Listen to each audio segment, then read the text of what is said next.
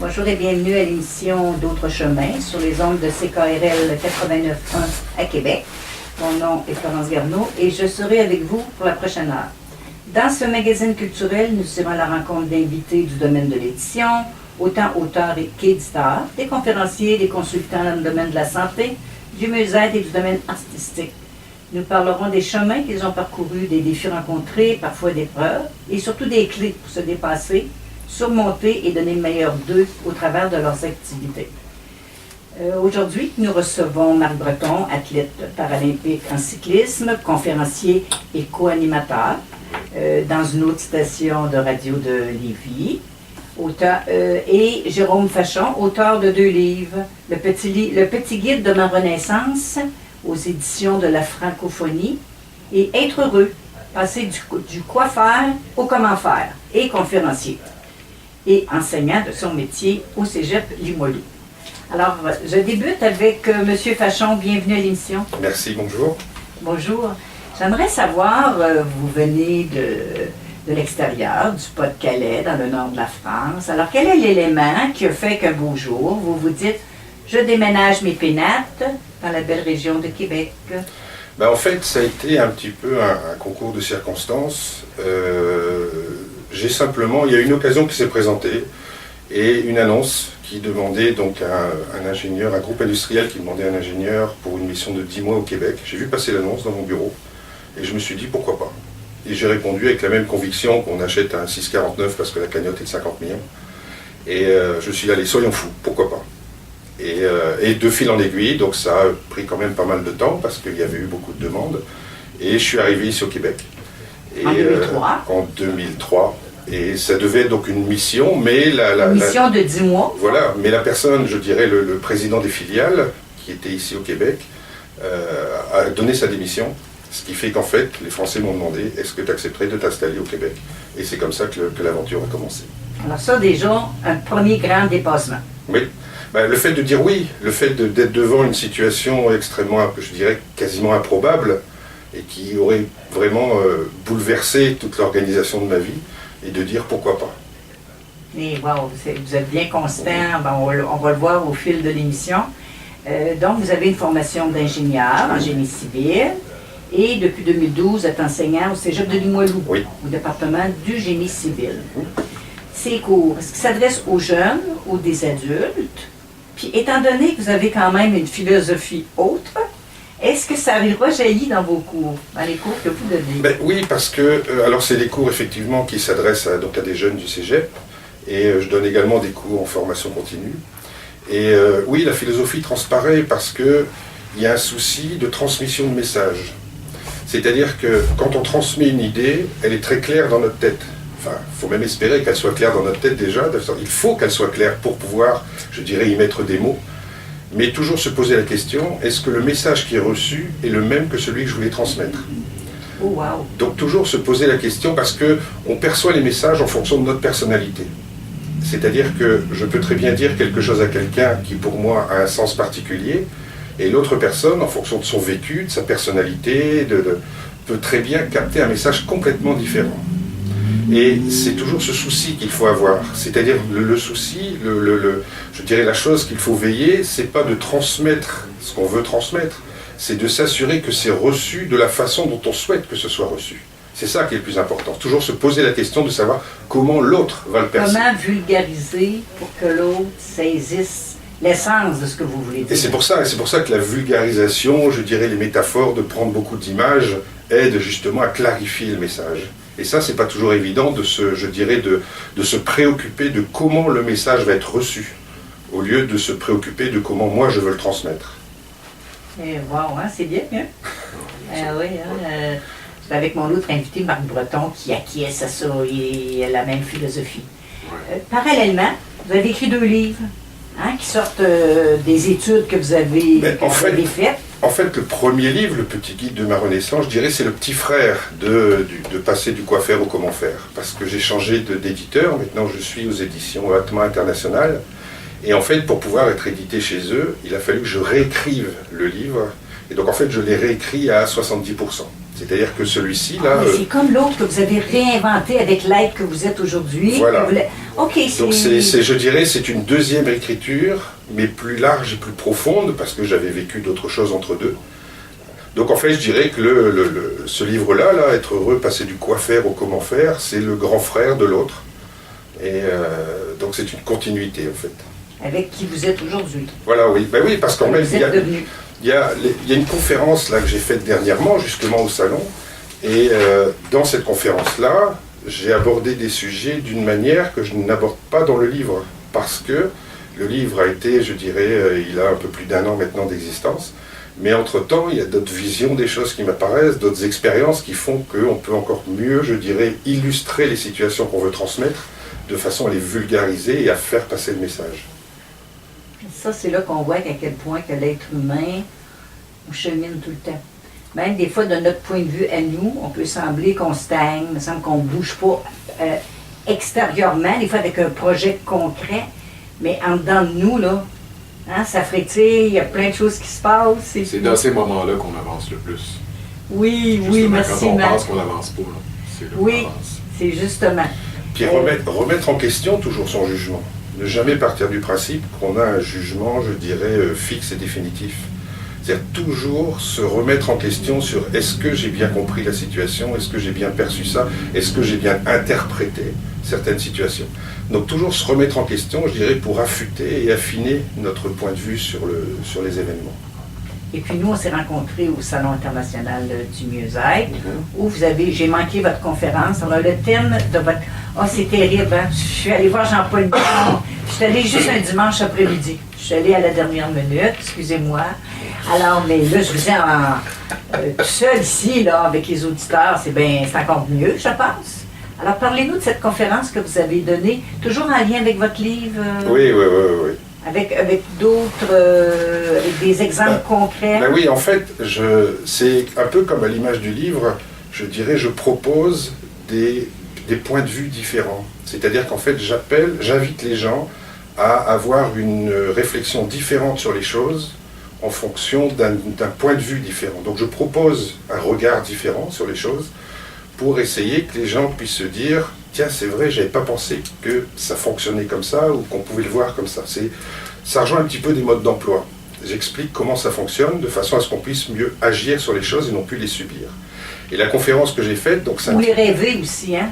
Que ça mijote dans notre tête, plein d'idées, mais que rien ou pas beaucoup s'est manifesté, s'est agi aussi.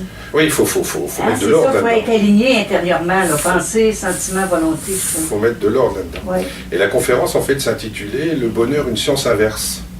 Parce que j'essaie de démontrer que, au lieu d'aller chercher le bonheur, il fallait lui laisser la place. On ne peut pas installer... Enfin, je présentais les choses comme ça, hein, c'est-à-dire qu'en fait, on ne peut pas installer le bonheur dans notre vie.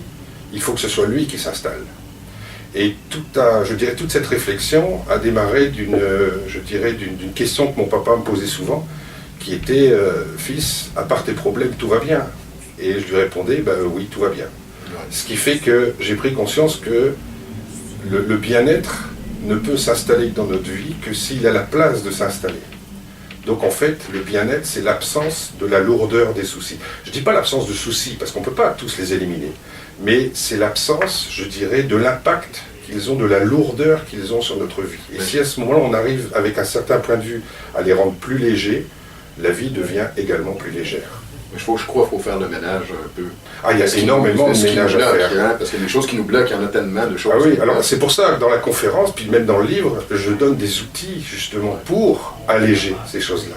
Différents, une invitation à voir les choses différemment, à se désengluer de ces ancrages qui nous font toujours voir l'aspect négatif des choses, parce qu'on peut voir des choses complètement différentes. Et donc on peut voir juste... dépendamment de notre tempérament, juste le côté sombre, là, pas voir qu'il y a des avantages aussi. C'est facile parce qu'à la base, l'être humain est déjà sombre. L'humain pense toujours sombre, on s'en va toujours vers le bas. Le 3/4 des gens, c'est ça, c'est toujours dans la négativité. Mais il faut renverser la vapeur puis commencer à voir les choses bien. Et on va en pause musicale. Oui. Ça, c'était Marc Breton qui a fait un bon commentaire bien pertinent. Alors, vous êtes à CKRL 89.1 à D'autres chemins. Mon invité, Jérôme Fachon. Nous sommes de retour en ondes. Vous êtes à CKRL 89.1. Mon nom est Florence Garneau et je suis en compagnie de Jérôme Fachon, auteur de 2 livres. C'est intéressant ce qu'on se disait hors d'onde, que c'est vrai que l'être humain, on a une propension à voir tout de suite ce qui est négatif dans ce qui nous arrive dans la vie. Hein? Ben oui, parce qu'en fait, c'est quelque chose qui nous vient de nos ancêtres, l'homme de Cro-Magnon. C'est-à-dire que quand il entendait un bruit derrière un buisson, il envisageait le pire, un prédateur, parce que sa vie était en danger. Et on a gardé ce réflexe-là de toujours voir l'aspect le plus sombre des choses, l'aspect le plus négatif. Alors que de nos jours, je dirais, on reçoit une lettre d'Impôts Québec, notre vie n'est pas en danger. Oui, ça va peut-être nous causer des soucis, ça va peut-être même, comme vous disiez, c'est peut-être un remboursement, on ne sait jamais, mais systématiquement, on envisage le pire. Alors qu'aujourd'hui, dans, je dirais, la quasi-totalité des situations qui nous angoissent, notre vie n'est peut-être pas en danger. Donc à ce moment-là, ce qu'il faut, c'est, je dirais, aborder les choses différemment, passer au-dessus de ce sentiment et relativiser les choses et se dire mais c'est juste une épreuve à absorber, c'est juste un moment à passer, c'est pas dramatique. Mais ce réflexe-là, on a beaucoup de mal à l'avoir parce qu'en fait, quand on a des réactions qui sont ancrées en nous, c'est très très difficile de passer au-dessus. Parce qu'en fait, on peut avoir ce premier réflexe-là, on va dire négatif, mais déjà si on en prend conscience, puis on le sait, là, ah, regarde-moi comment je réagis encore, puis là, tout de suite, basculer ça. Ça va avec votre livre, là. Comment faire pour changer les choses? C'est pour ça qu'il faut toujours, je dirais, faire une vision un peu rétroactive sur les choses et de se dire et de prendre conscience après un événement qui s'est bien terminé, de se dire, c'est vrai que c'était peut-être pas la peine de m'inquiéter. Donc, tout doucement, installer ce réflexe-là et installer cette habitude-là pour qu'au fur et à mesure, quand on voit quelque chose, on se dise, on va bien voir comment ça va se passer. Si ça se trouve, ça va très bien se passer. Et à ce moment-là, le niveau de stress va diminuer, le niveau d'angoisse va diminuer, ce qui va nous permettre d'autant mieux, je dirais, de faire face à cette situation-là et de l'aborder avec sérénité et puis l'esprit libre. Et avec un autre regard aussi. Tout à fait. Vous avez en ce moment un projet en cours de réalisation puis qui vous tient à cœur. Est-ce que c'est les conférences que vous voulez faire ou l'écriture? Moi, j'ai lu ça quelque part sur votre page Facebook. Oh, j'ai plein de projets. Oh, plein de projets. J'ai plein de projets, oui, là, parce que... Je dirais sur mon autre feuille. Une journée où j'ai pas réfléchi à quelque chose, où j'ai pas créé quelque chose ou quoi que ce soit, pour moi, c'est une journée, je vais pas dire perdue, parce qu'on vit toujours plein de choses, mais ça n'a pas été une journée, je dirais, fructueuse. Et non, des projets oui, c'est-à-dire que effectivement, je dirais, suite à la conférence, plusieurs personnes m'ont demandé si j'avais écrit la conférence, il y avait un livre qui était relatif à la conférence, et ça m'a donné l'idée peut-être justement de réécrire à l'automne. Je vais peut-être me relancer justement dans la réécriture de ce sujet-là, parce que je pense que rien que ce sujet-là, de fait de prendre le bonheur, je dirais, dans l'autre sens et de le considérer sous un angle complètement différent, il y a suffisamment à dire et à expliquer pour justement, je dirais, remplir un autre petit livre. Donc il y a ce projet-là, et puis oui, je dirais les conférences, je dirais, si on m'invite à faire des conférences, je dis oui. Est-ce que c'est des conférences pour des entreprises que vous voulez faire, ou plus dans le domaine du mieux-être, ou vous n'avez aucun a priori, vous allez aller vers où la demande sera? J'ai aucun a priori, parce qu'en fait, j'ai pris conscience que les conférences que je faisais orientées effectivement sur le mieux-être, je pouvais garder les mêmes présentations en PowerPoint pour les faire en entreprise. Il suffisait juste que je change légèrement mon discours pour l'adapter. Parce qu'en fait, qu'est-ce que ça apporte? Le but, c'était quoi? C'était de développer, je dirais, nos compétences, de développer notre instinct, de développer notre vision différente des choses, de redécouvrir les choses sur lesquelles on n'avait pas l'habitude de porter notre regard ou de porter notre réflexion. Et ce genre de choses-là, ce genre de domaine-là, s'adapte aussi bien dans le domaine professionnel, dans le domaine créatif, que dans le domaine, je dirais, personnel. Donc le discours est très semblable, parce que le but étant d'aller chercher les ressources qu'on a en nous, auxquelles on ne croit plus, auxquelles on n'est peut-être même pas conscient, qu'on les possède. Donc le but, c'est d'aller, je dirais, les retrouver, les réveiller, les réactiver pour justement pouvoir en profiter. Et que ce soit dans le domaine professionnel ou dans le domaine personnel, comme je dis, le discours est quasiment identique. En fait, ce que je vois, ce que vous dites, c'est prendre de plus en plus conscience, tu sais, de notre vie dans un premier temps, puis de ce qui se passe autour de nous, peut-être plus comme éclairé. Puis ça commence par soi, bien entendu. Oui, parce qu'on est ancré dans nos habitudes, hein, que ce soit dans le professionnel, dans le personnel, et le but étant, je dirais, si on a un cube, on a toujours tendance à regarder la même face parce qu'on a toujours fait comme ça. Combien de fois on entend, moi j'entends même dans le milieu professionnel, pourquoi on fait ça comme ça? Ben, on a toujours fait comme ça, donc on fait toujours pareil. Alors que, ben, en fait, si on se met à regarder toutes les facettes du cube, on s'aperçoit qu'il y a énormément de découvertes à faire et de visions et d'angles différents pour analyser les choses. L'exemple que je donne, c'est lors d'un problème du choix. Le problème du choix, il y a, si j'ai deux options à choisir, naturellement, 98% des personnes vont essayer de trouver des arguments positifs pour choisir une option. Moi, ce que j'invite les gens, c'est de trouver des arguments négatifs pour éliminer une option. C'est-à-dire que notre cerveau va complètement fonctionner de façon différente. C'est-à-dire qu'au lieu de chercher des points positifs, on va chercher des points négatifs. Et à ce moment-là, on va voir les choses sous un angle complètement différent. Et parfois, les choix sont beaucoup plus faciles parce qu'en fait, on va éliminer le problème du choix. Si j'élimine une option, j'ai plus de choix à faire, il en reste une. Donc au lieu de trouver une solution pour choisir une option, je vais éliminer le problème en éliminant une option, ce qui va m'obliger à regarder la situation sous un angle complètement différent.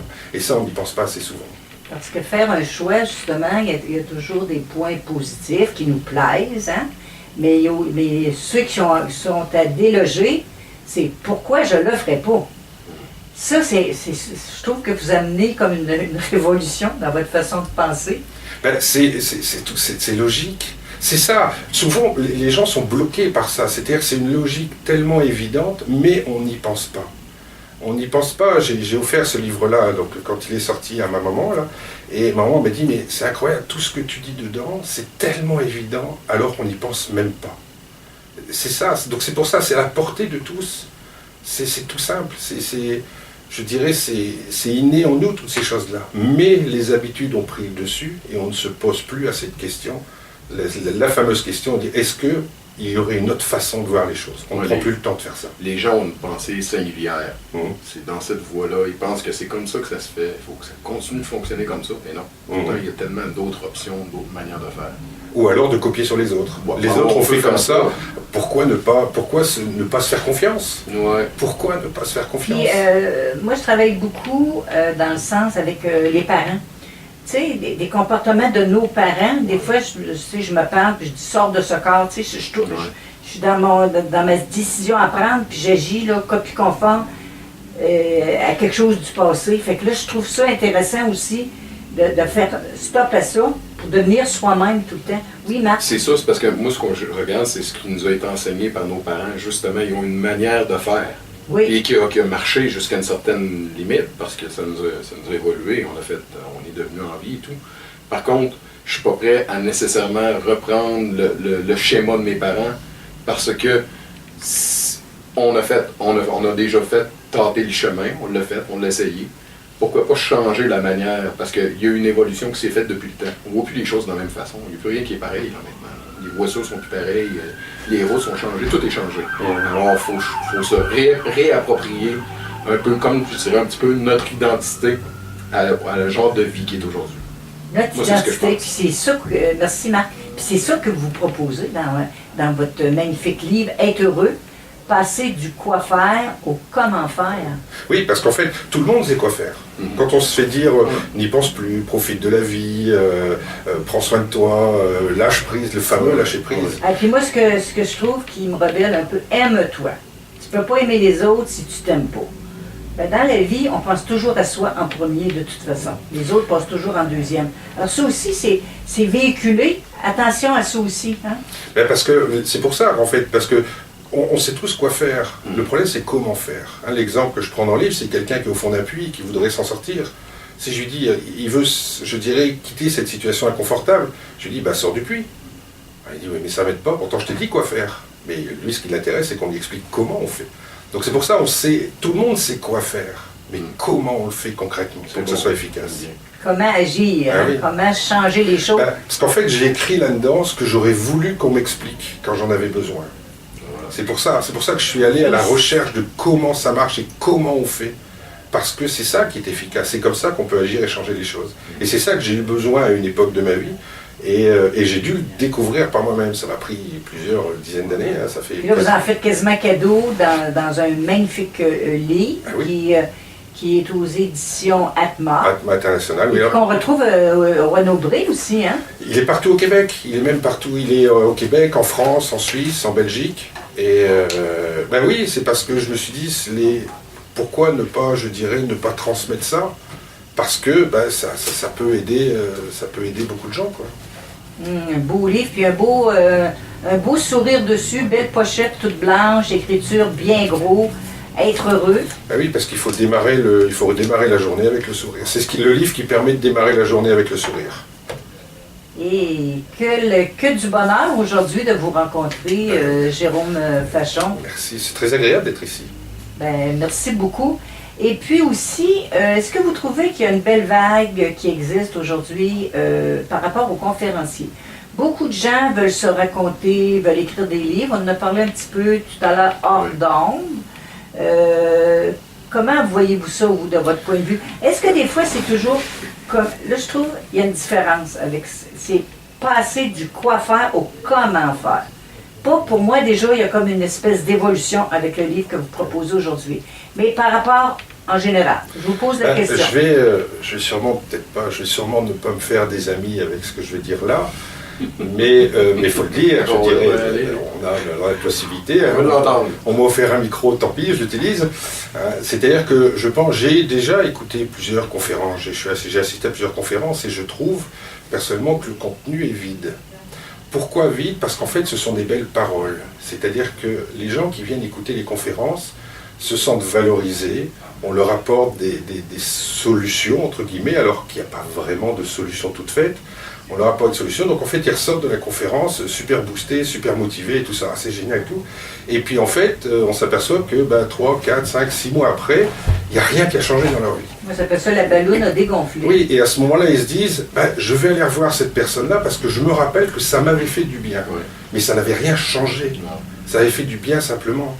Et donc c'est pour ça, il n'y a pas d'outils, il n'y a pas de... C'est juste, effectivement, comme vous dites, c'est je dirais, un regonflement ponctuel. Mais ce que je vois, Jérôme, là-dessus, c'est que les gens vont voir des conférenciers pensant que c'est une vitamine qui va les aider. Sur le moment, justement, j'adore ce que vous avez dit, c'est que sur le moment, ils se sentent bien, ça donne une bonne vitamine, mais après ça, tout ce que tu as appris, pars avec et applique-le dans ta vie. Les gens ne font pas ça. Ils pensent qu'en lisant le livre, tout est guéri, tout est fait, tout est correct. Je l'ai lu, ce livre-là, c'est bon. C'est pas de même, ça marche. Il y a du travail, moi je le dis. Il faut du travail. Ce ne sera pas facile, ce ne sera pas compliqué. Attention, ce ne sera pas compliqué. Mais ce ne sera peut-être pas facile. Monter un escalier de 1000 marches, c'est pas compliqué. Il suffit de lever une jambe à chaque marche. Mais c'est pas facile. Non, effectivement. Merci, c'est tout le temps qu'on avait, Jérôme Fachon. Ça passe vite en bonne compagnie, N'est-ce hein? pas? Jérôme, je vais t'acheter un livre, Jérôme. Et alors, merci beaucoup de votre venue. C'est entendu en ondes, qui va m'acheter un livre. Oui, puis l'argent est sorti. Alors nous, on va aller à une pause musicale avec quelques publicités. On est de retour avec notre autre invité, Marc Breton. Bien sûr.